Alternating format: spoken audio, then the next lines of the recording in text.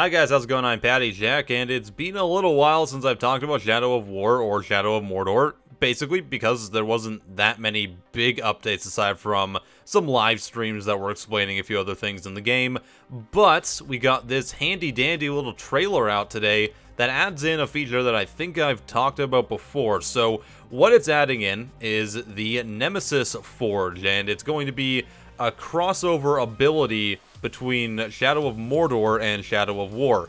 And it works pretty simply. They explain it in the trailer if you want to go see it for yourself. Link to that in the description.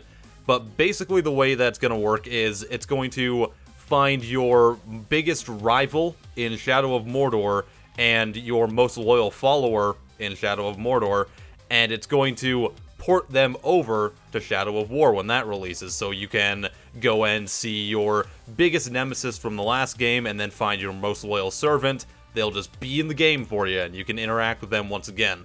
All in all, that's a really cool addition to the game, and I can't really think of many other series that this would be more perfect for than Shadow of War. This is very much a game where you get your own somewhat personalized stories and meet your own different orc captains that can either be with you or against you, so having the ability to at least see some of them from the previous game and the new one, well, that just makes it a little bit more personalized for you, and you'll feel a bit of a bigger connection to the game. I do kind of wish it would go further than just porting over your biggest bad guy and your most loyal follower, though. If it just had some of the war chiefs that you fought or the captains that you fought at random in the game kind of showing up, and you'd be like, oh hey, I fought that guy in the last game.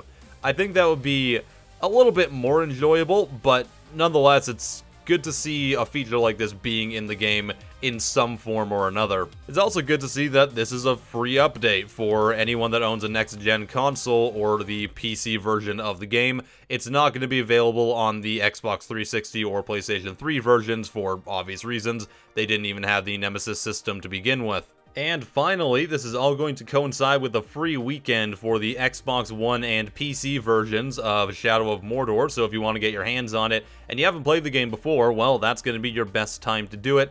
It's not going to be available on the PS4 version. One would assume that's because of some exclusive deals, and Sony is being a little bit odd about doing things in general lately, so, you know. Sorry, PS4 owners, that kind of sucks for you guys, and I do feel ya. It sucks whenever things get locked off. So yeah, it's nice to see these little features coming into the game and seeing the first game still be supported even a couple years afterwards when they're leading up to the release of the next one.